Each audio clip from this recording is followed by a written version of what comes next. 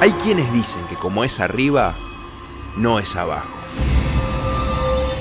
Prepárense para vibrar con cada uno de los relatos que son parte del inframundo de Voces Anónimas. Nuevo libro, Inframundo. Canjealo en Habitat con beneficios exclusivos para participantes de Habitat Familia.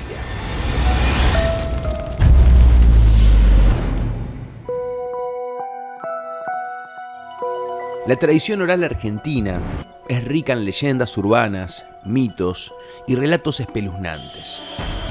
Y hoy, en el canal de Voces Anónimas, te queremos mostrar las 5 leyendas argentinas más terroríficas.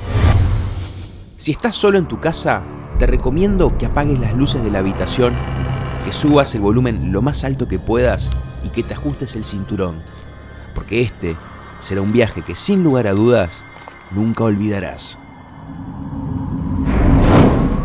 Un viaje a los rincones más oscuros y espeluznantes del universo mágico de las Voces Anónimas. Si estás preparado, entonces empezamos el viaje. Número 5. El diablo en el espejo. Muchos mitos y leyendas que tienen como protagonista al diablo hacen referencia a que su figura se manifiesta en días sagrados para el cristianismo, en las fechas llamadas santas. Existe un mito urbano que afirma que el ser más temible de todos puede ser llamado por cualquiera de nosotros en Nochebuena. Para llevar a cabo este ritual, el número 12 es clave. Uno debe pararse frente a un espejo el 24 de diciembre, o sea, el mes 12, poco antes de las 12 de la noche, prender 12 velas negras y llamar al diablo 12 veces con los ojos cerrados. Cuando coincida la última de estas llamadas con el comienzo de la Navidad, al abrir los ojos, el reflejo del Señor de las Tinieblas nos estará mirando desde el espejo. David, un chico argentino, decidió poner a prueba esta leyenda, sin saber que al hacerlo estaba arriesgando su propia vida. Y fue así que se animó a llamar al mismísimo diablo parado frente al espejo de su casa.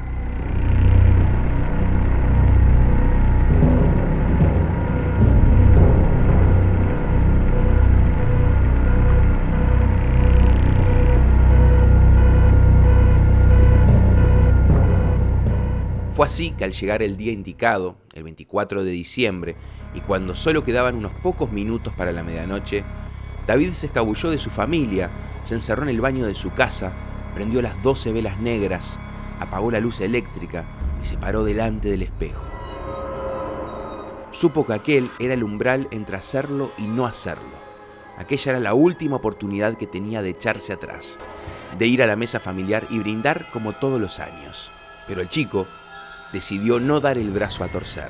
Fue así que David programó la alarma de su reloj pulsera para que sonara a las 12 de la noche. Respiró hondo, tomó valor y continuó. De pie frente al espejo, iluminado tan solo por las débiles llamas de las 12 velas, el muchacho cerró los ojos a las 23:59 de aquel 24 de diciembre y comenzó a llamar al diablo. En el mismo instante en el que David terminó de formular su invocación número 12, la alarma de su reloj sonó. Era la medianoche. El joven cumplió con el ritual y en ese momento exacto abrió los ojos.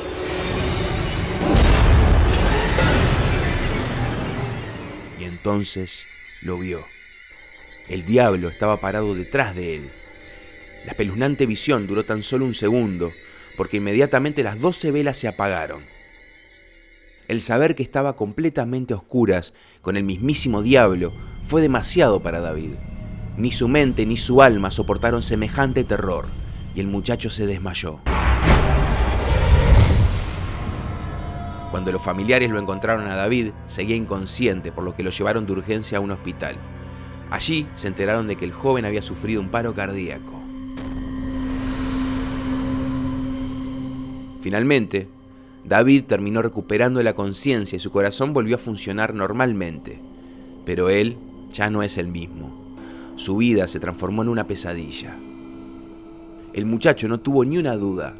Lo que vio aquella maldita noche en el espejo de su casa fue aquel al que todos, absolutamente todos, temen. David vio al diablo. Al regresar del hospital, el joven hizo retirar todos los espejos de su casa, porque juraba que en ellos se reflejaba Lucifer. Sin embargo, en lo más profundo de su alma, David siente y tiene la certeza de que aquello no es suficiente, que con espejos o sin ellos el diablo está con él todo el tiempo, observándolo, y lo hará hasta que llegue el día de su propia muerte. En ese momento, el Señor de las Tinieblas lo estará esperando para reclamar su alma. Más allá de creer o no en esta leyenda, es bueno que la respeten y que sean muy cuidadosos, porque cuentan que el diablo aparece una vez al año en los espejos para arrastrar al infierno a varios humanos.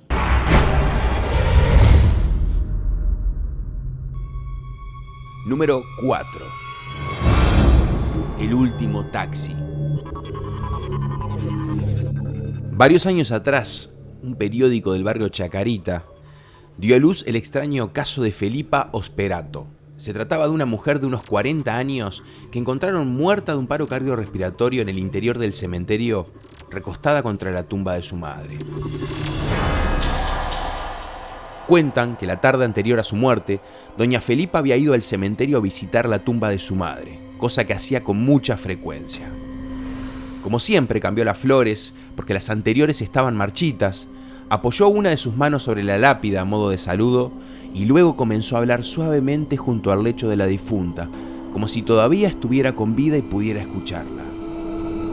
Permaneció allí, casi hasta la caída del sol, momento en el que se despidió y salió a caminar por el cementerio. Avanzaba con melancolía entre las tumbas, sintiendo en sus venas el clima frío del cementerio y pensando en lo que piensa cualquiera cuando va a un camposanto. Recuerdos, imágenes, palabras del ser querido que se había ido. Lo cierto es que, al salir del cementerio, la mujer ya no tenía más ganas de seguir caminando.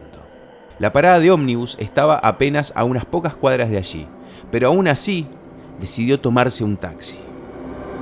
Luego de subirse al vehículo, no se tomó siquiera el trabajo de fijarse en el aspecto del conductor, ni en el número de taxi, ni en ninguna otra señal. La mujer solo quería llegar de una buena vez a su hogar, así que despreocupadamente recostó la cabeza en el asiento, cerró los ojos y trató de dormir un rato. Ya habían avanzado algunas cuadras cuando Felipa comenzó a sentir que entraba una corriente de aire frío. Era una ventolera gélida que la sacó de sus pensamientos. Sin abrir los ojos, Felipa le pidió al conductor del taxi que fuera tan amable de subir los vidrios, pero el taxista no le contestó una sola palabra. Entonces Felipa abrió los ojos para volver a repetir su pedido, cuando, con gran sorpresa, vio que los vidrios estaban subidos. Dicen que fue ahí la primera vez que intentó mirar al taxista. Al principio intentó mirarlo a través del espejo, pero no pudo hacerlo, ya que este estaba torcido y en él apenas se podía ver la mano del conductor. Pero lo que sí pudo observar con toda claridad fue el extraño reflejo de su propio rostro.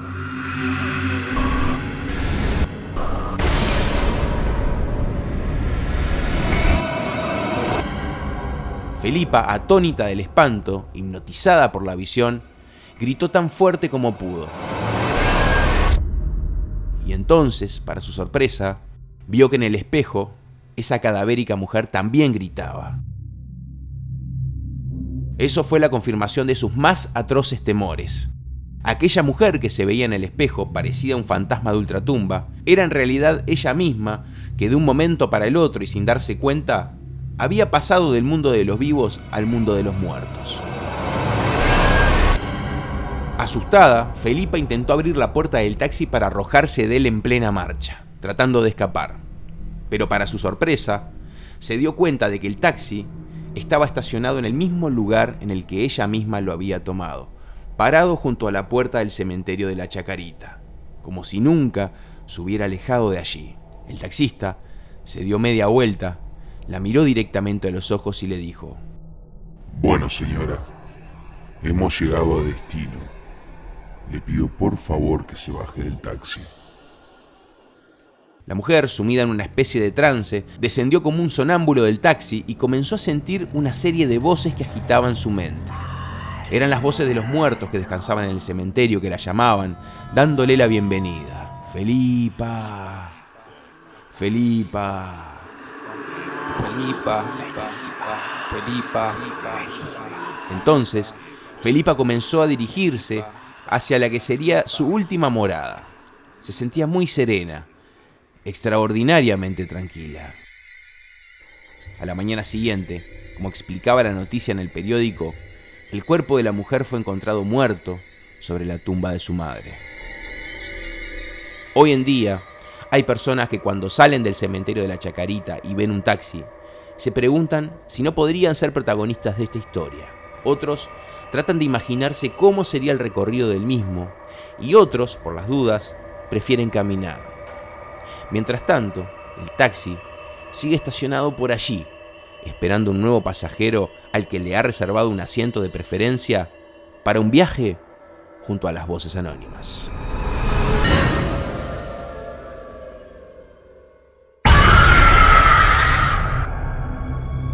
Número 3. La Casa de la Palmera. La Casa de la Palmera está ubicada al 144 de la calle Riobamba, a 2 cuadras del Congreso de la Nación, en pleno centro de la ciudad de Buenos Aires. Se la llama de esa manera debido a una prominente palmera que corona el frente de la residencia y que cubre buena parte de su fachada.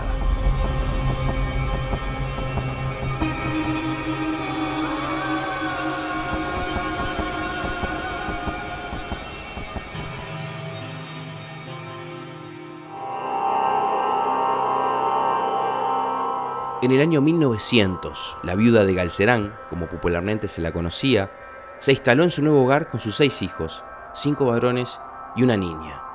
La niña, precisamente, se llamaba Elisa.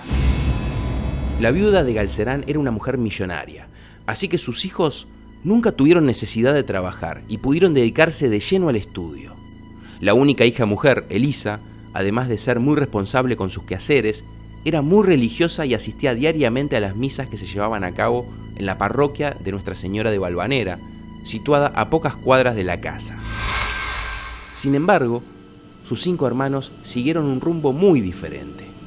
Tenían debilidad por la noche, las mujeres y el alcohol. Esto molestaba mucho a Elisa, quien rezaba todas las noches para que sus hermanos encaminaran sus vidas y no cayeran en la perdición.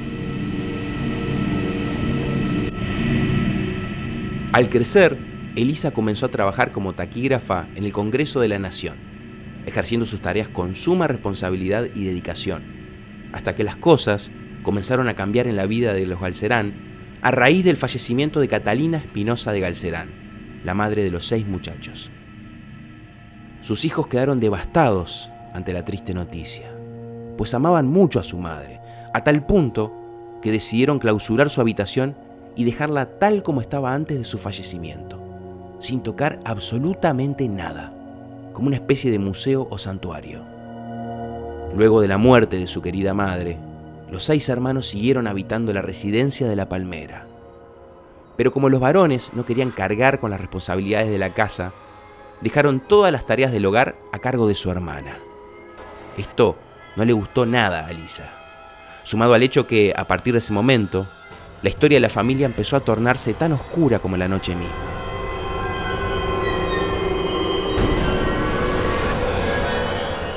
Al poco tiempo, las cosas empeoraron más de la cuenta. Fue el día en el que la muerte volvió a golpear la puerta de la Casa de la Palmera, esta vez para llevarse a uno de los 5 hermanos. El muchacho falleció a causa de un infarto que lo fulminó en el acto.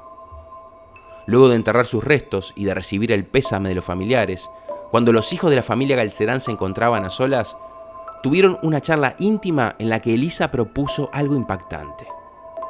Les dijo a los demás que así como habían clausurado el cuarto de su madre por respeto a su memoria, debía hacerse lo mismo con el dormitorio de su hermano. Sus hermanos, conmovidos, asintieron con la cabeza. Y aunque aquel gesto de su hermana los había emocionado, les extrañó bastante que Elisa no manifestara ni el más mínimo sentimiento de dolor. Meses después, otro de los hermanos varones falleció ahogado en el Río de la Plata de manera muy misteriosa. Y al igual que lo hizo con su madre y su otro hermano, Elisa terminó cerrando definitivamente la puerta del cuarto del nuevo hermano fallecido. Durante algunos meses las cosas estuvieron bastante tranquilas, pero el año siguiente, otro de los hermanos Galcerán muere en un accidente automovilístico. Y una vez más, Elisa vuelve a repetir el siniestro ritual de cerrar su habitación y dejarla con las pertenencias del fallecido en su interior. El tiempo seguía su curso, y viendo cómo la casa lentamente iba quedando vacía, Elisa no paraba de repudiar la vida lujuriosa que llevaban sus dos hermanos vivos. Pocos meses después del último fallecimiento de esta familia, la parca regresó para llevarse al penúltimo de los Galcerán. Fue cuando salió de copas al mítico bar Hansen, y luego de embriagarse por completo, terminó discutiendo con uno de los malevos más peligrosos de la ciudad, quien lo mató despiadadamente al propinarle una puñalada que le perforó el estómago. Una vez más, un nuevo cuarto se clausuraba para siempre en la casa de la Palmera. El único hermano que le quedaba a Elisa tenía una aventura con una de las mucamas de la mansión, una mujer llamada Mercedes White. Elisa era consciente del romance prohibido que se estaba suscitando en su propia casa, y eso despertaba su ira hacia su hermano. Por las noches, él acostumbraba a bajar a la habitación de la mucama para tener relaciones a escondidas. Elisa, que se daba cuenta de lo que estaba sucediendo, se ponía furiosa al escucharlo gemir en pleno acto sexual. Fue así que una noche se dio una fuerte discusión entre ese hermano y Elisa. El hombre le había recriminado su frialdad y hasta llegó a sugerirle que sospechaba que ella tenía algo que ver con las muertes de sus otros hermanos. Luego de escucharlo con desprecio, ella le regaló todo el odio que sentía a través de una desagradable mirada, mientras les contestaba a los gritos que era una ridiculez pensar que ella estaba implicada en esas muertes.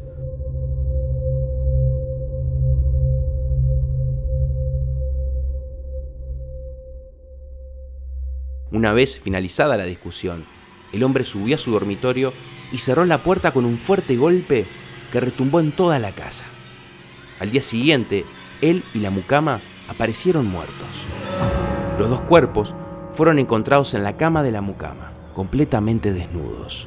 Elisa se convirtió en la principal sospechosa cuando las otras empleadas que trabajaban en la casa de la calle Riobamba les contaron a las autoridades sobre los gritos de los hermanos Galcerán provenientes del living escuchados la noche anterior. La policía no encontró ninguna prueba que incriminara directamente a la única sobreviviente. Por eso se archivó la investigación. Siguiendo con esta especie de ritual siniestro, Elisa Galcerán despidió los restos del último de sus hermanos y acto seguido clausuró el último de sus cuartos. Luego despidió a las mucamas que vivían en la casa y empezó una nueva vida en soledad. Sus días se tornaron más rutinarios que nunca. Lo único que hacía era asistir a su trabajo, hacer las compras, ir a misa y luego encerrarse en su casa. Durante esos años en los que vivió sola, nunca se vio entrar ni salir a otra persona que no fuera ella a la casa de la Palmera. Lo cierto es que su vida siguió su curso de manera discreta, escondida bajo el oscuro manto del ostracismo, durante 40 años. Hasta que llegado el año 1992, Elisa comenzó a faltar a las misas de la parroquia, dejó de andar por las calles de la zona y ya no se la vio asomarse a la puerta de la casa.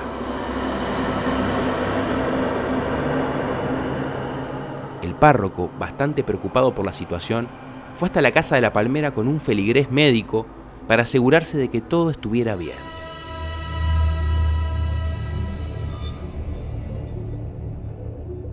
Los dos visitantes subieron una pequeña escalinata que daba a la entrada y golpearon la puerta.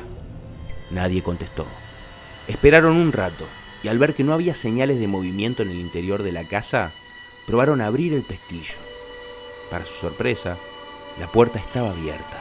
Apenas pusieron un pie en el interior de la casa, se encontraron con una imagen dantesca que superó la peor de sus expectativas.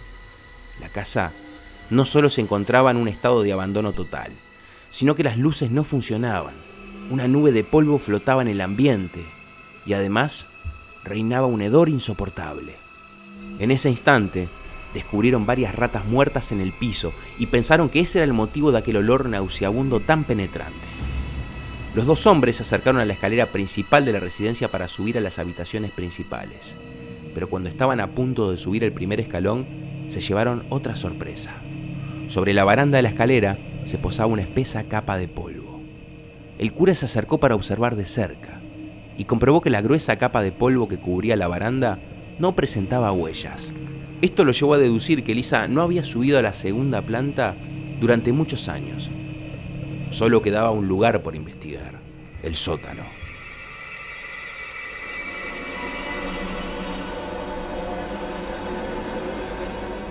Una vez dentro de aquel cuarto escondido en el subsuelo de la casa, encontraron lo que parecía ser una habitación improvisada. Y con total horror, descubrieron que en un rincón había una cama rústica sobre la cual yacía un cuerpo. Elisa había fallecido. Allí estaba, tendida sobre la cama precaria, envuelta en la más triste de las soledades. A partir de ese momento, la casa quedó vacía durante algunos años. Ahora, en la Casa de la Palmera, se llevan a cabo diferentes actividades. En el living comedor se dictan cursos y seminarios. En la planta baja funciona un bar. En el sótano, en el que hallaron muerta a Elisa Galcerán, funciona la primera señal socialista online. Hola, soy Sabrina. ¿Quién está del otro lado? De esta manera, la Casa de la Palmera reabrió sus puertas. Esas puertas que durante muchos años permanecieron trancadas. Pero cuenta la leyenda que al abrirlas, sin querer, se soltaron los fantasmas que estaban presos en esos cuartos clausurados. Los espíritus de los Galcerán.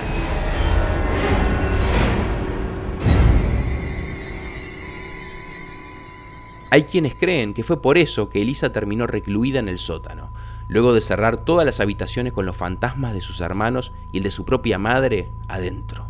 Cuentan que estos espectros hoy se pasean a lo largo y ancho de esta misteriosa construcción y se manifiestan de diversas maneras. Entre otras cosas, los guardias de seguridad cuentan que durante las horas de vigilancia escuchan voces, el sonido de las puertas que se cierran o ruidos de muebles que son arrastrados por la casa. Lo cierto es que nadie quiere quedarse a solas en la Casa de la Palmera.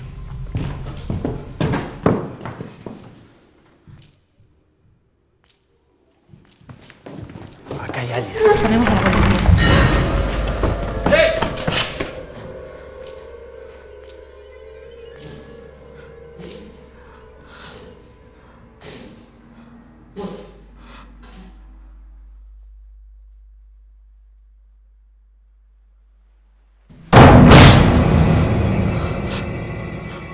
Número 2. El mimo. En Buenos Aires, Argentina, existe una leyenda urbana escalofriante. Cuentan que en el barrio Almagro, específicamente en la esquina de Sarmiento y Salguero, se aparece un mimo. Pero este no es un mimo cualquiera, pues dicen que los que se encontraron cara a cara con él experimentaron el terror más puro. Para entender el porqué de las apariciones de este misterioso sujeto de cara pintada, es importante viajar al pasado para conocer su origen. Cierto día llegó a la Plaza Almagro, ubicada en el corazón del barrio porteño que lleva ese mismo nombre, un joven mimo callejero, quien no tardaría en ganarse la simpatía de la gente del lugar. El mimo se paraba en una de las esquinas de aquella misma plaza, el cruce de las calles Sarmiento y Salguero. Esperaba que el semáforo de aquella esquina se pusiera en rojo, para poner sus pies sobre el asfalto y regalarles a los automovilistas una breve muestra de su arte.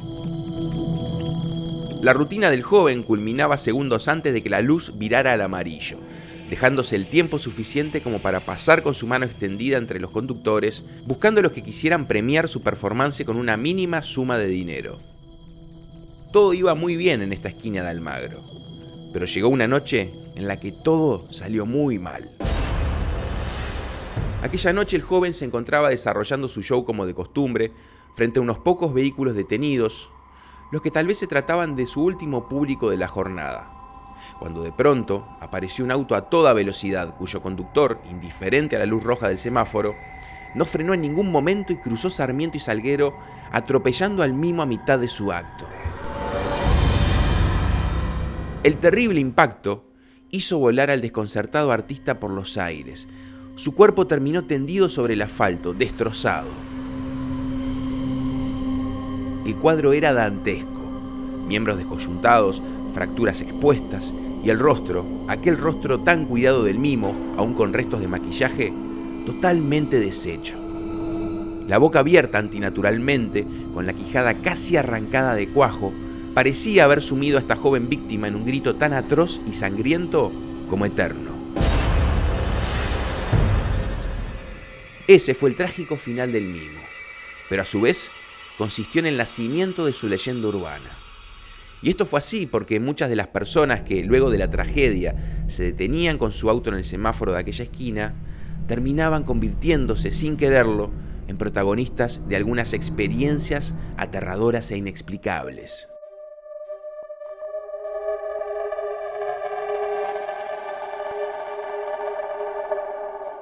Dos de estas personas fueron unos chicos argentinos llamados Raúl y Alejandro.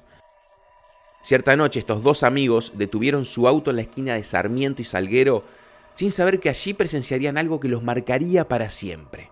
Aquella era una noche fría y extraña. El auto, manejado por Alejandro, llegó por la calle Salguero hasta detenerse en el cruce con Sarmiento, justo frente al semáforo. Raúl y Alejandro, este último sin sacar las manos del volante, esperaron pacientemente a que la luz verde les diera paso. Estaban completamente solos. El suyo era el único vehículo en aquella esquina. Incluso en la calle y hasta en la plaza que se adivinaba más allá, no se veía un alma.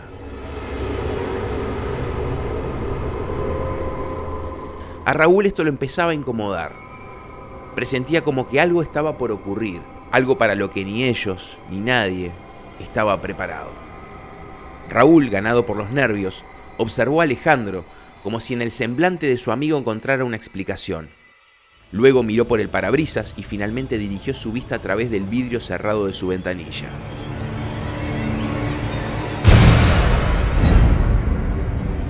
Lo que Raúl contempló de repente, ahí afuera, a centímetros de él, estuvo a punto de provocarle un colapso. Casi pegado al cristal, observándolo fijamente, con una mirada que no era de este mundo, había un joven, o mejor dicho, lo que había sido un joven.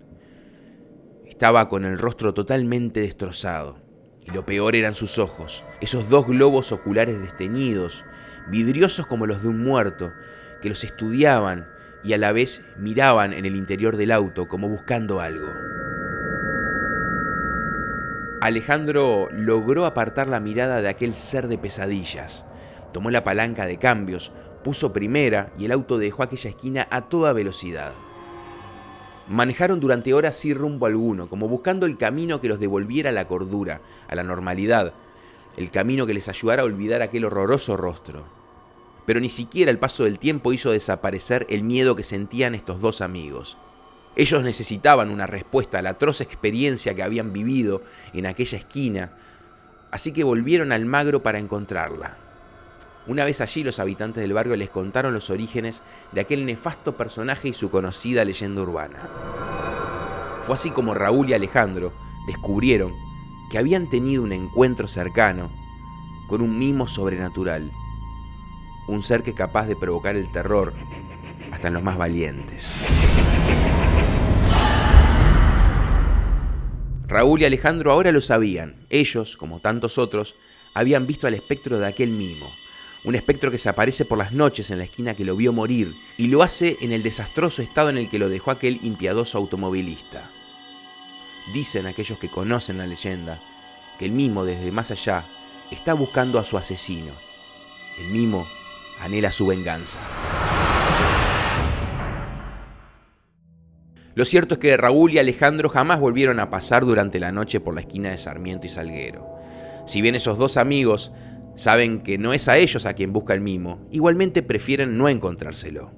Mientras tanto, este funesto mimo sigue apareciendo cada noche en esa esquina de Buenos Aires, y al parecer no va a descansar hasta encontrar a aquel que lo asesinó. Tal vez algún día dé con él, y será entonces cuando, seguramente, llevar a cabo su acto de venganza.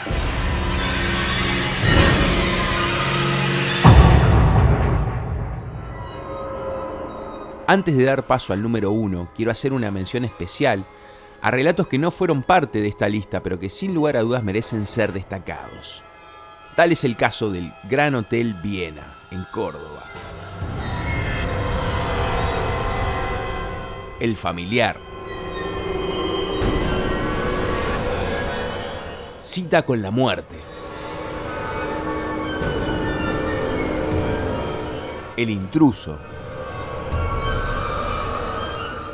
Y el chat del infierno.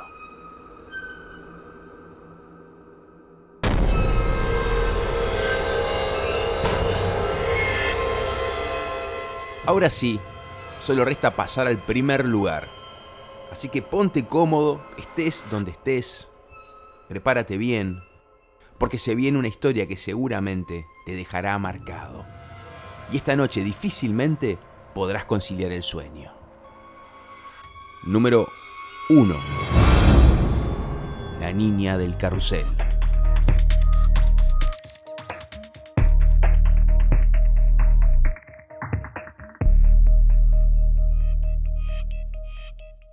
Adrogué es una pintoresca localidad ubicada al sur de Buenos Aires. En ella funciona la Casa Municipal de la Cultura, escenario de una de las leyendas urbanas más impactantes del Río de la Plata. No muchos saben que ese moderno edificio es en realidad tan antiguo como la ciudad y que en su cuarto piso, que está abandonado, habita un fantasma. Se trata de la niña del carrusel.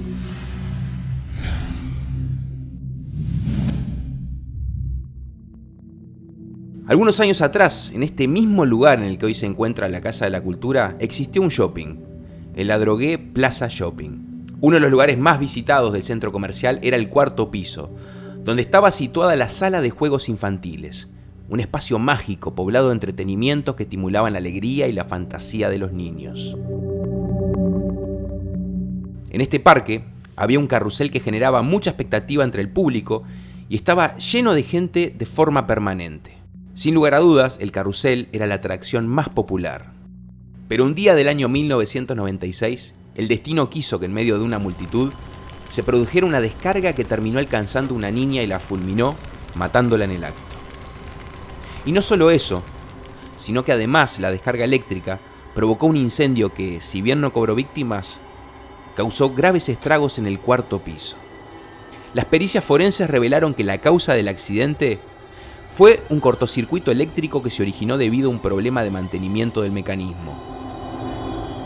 Este accidente generó cierta conmoción pública en el sur de la provincia de Buenos Aires. Y además, a raíz del mismo, se generó una complicada situación judicial, una tensa disputa entre el dueño del shopping y los familiares de la niña fallecida. Al final, el juez de la causa decidió cerrar el shopping y responsabilizó al propietario del carrusel por su negligencia. Esto sumió al propietario en un hondo pozo depresivo. Como consecuencia, el señor se suicidó adentro del shopping. Se quitó la vida en el cuarto piso, donde estaba el carrusel que había sido el origen de su desgracia. Hay quienes dicen que la verdadera causa del suicidio fue un sentimiento de culpa, el terrible remordimiento por el fallecimiento de esa niña, la niña del carrusel.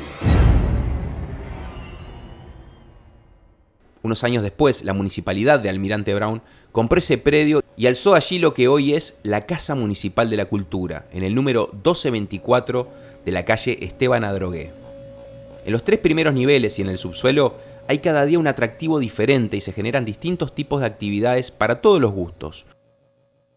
En su interior hay también un anfiteatro para 600 personas y un cine auditorio con unas 215 butacas.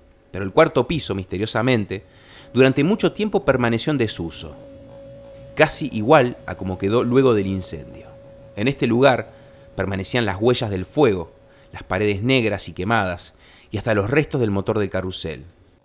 Asimismo podían apreciarse las imágenes pintadas en las paredes, tan desgastadas como siniestras. Lo raro del caso es que en ese piso suceden cosas inexplicables.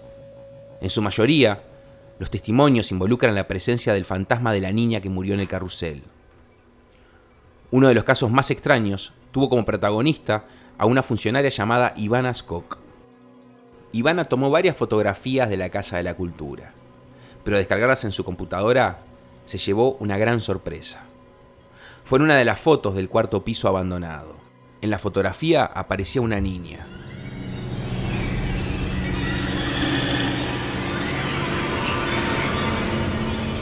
Estaba parada al lado del ascensor, asomando detrás del marco de la pared que nace donde terminan los restos de la antigua escalera mecánica del shopping, que hoy ya no funciona. Aparentaba tener cerca de 8 años. Su rostro, de un color blanco intenso, estaba en parte oculto por su pelo lacio y largo. Ivana quedó muy impactada al ver esta fotografía y se la mostró a otros compañeros. Cuando ellos la vieron, tampoco podían creerlo. Todos quedaron choqueados y estaban convencidos de poder reconocer la identidad de la persona que aparecía en esa fotografía. Se trataba de la niña del carrusel, la misma que había muerto en el viejo shopping.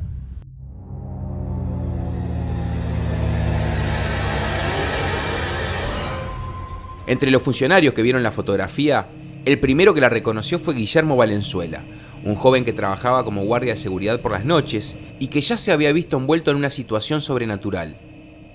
Él estaba sentado en una de las oficinas mirando el monitor de las cámaras de seguridad que permite apreciar a la vez 5 partes diferentes del edificio, cuando vio algo raro en el monitor que correspondía al cuarto piso del viejo edificio.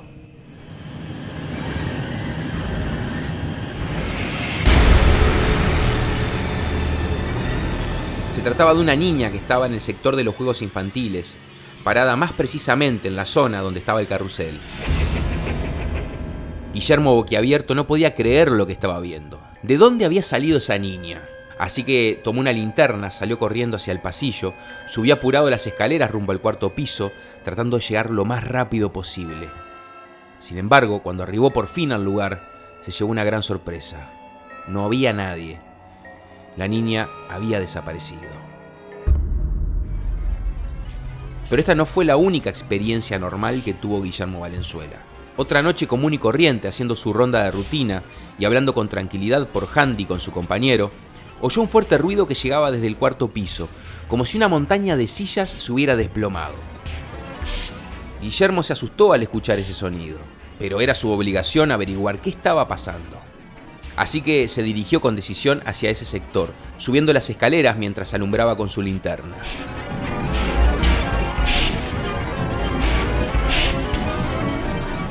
Conteniendo el aliento, Guillermo se encaminó hacia esa parte del cuarto piso, y al llegar empezó a iluminar para todas partes con su linterna, tratando de descubrir si allí había algo extraño.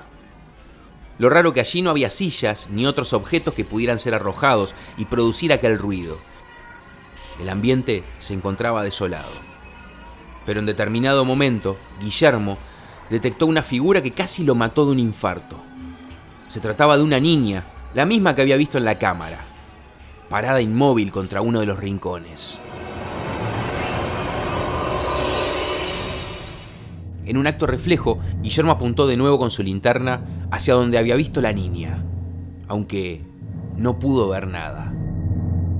Pero él estaba seguro de que no lo había imaginado, que no estaba alucinando por los nervios. Pero el hecho es que la niña ya no estaba, y esto, por supuesto, lo desconcertó. Una de las cosas que a Guillermo más le impactaron de esta experiencia es que en el cuarto piso era casi imposible entrar o salir sin que él se diera cuenta, porque en aquellos tiempos se habían hecho unas remodelaciones en el edificio y entre varias reformas se habían clausurado las escaleras. La única que había para acceder al cuarto piso era aquella en la que él estaba parado cuando escuchó los ruidos, y por supuesto él no había visto que ninguna persona pasara por ahí. Si bien muchos aseguran que el fantasma de la niña del carrusel aparece en el cuarto piso abandonado, hay otros funcionarios de la Casa de la Cultura que aseguran que el fantasma de la niña también se hace presente en otro lugar, el ascensor. Lo cierto es que el único ascensor que conduce al cuarto piso abandonado de la Casa de la Cultura se comporta de manera extraña. Aquellos que se suban al ascensor podrán ver que en el botón del cuarto piso está escrita la palabra juegos infantiles. Muchos al leerla sienten un escalofrío que les recorre el cuerpo. Pero lo que más asusta a los funcionarios es que, según cuentan, este ascensor que conduce al cuarto piso abandonado, durante las noches, sube y baja sin pasajeros.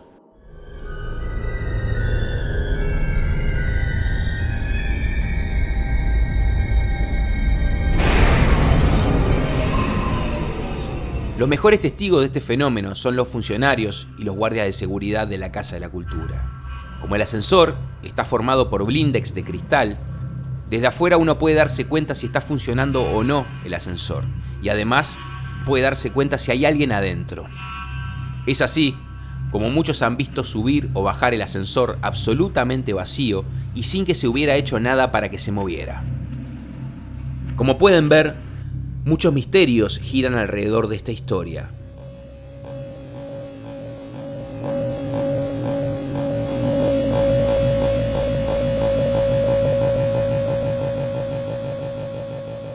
Al parecer, todos esos curiosos que investigan eventos paranormales aseguran que el fantasma de la niña sigue jugando entre las cenizas y los recuerdos de la tradición oral de Buenos Aires.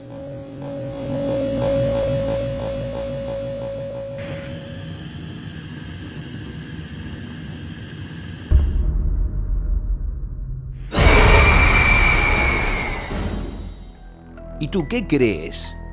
¿Te gustaría destacar alguna otra historia terrorífica argentina que quedó fuera de esta lista? Tu opinión es más que válida porque estamos trabajando en un segundo video. Si quieres, puedes dejarnos tu opinión en los comentarios. Si el video te gustó, no te olvides de darle like y de suscribirte a nuestro canal. Soy Guillermo Lockhart y les doy las gracias a todos ustedes por ser parte de las Voces Anónimas.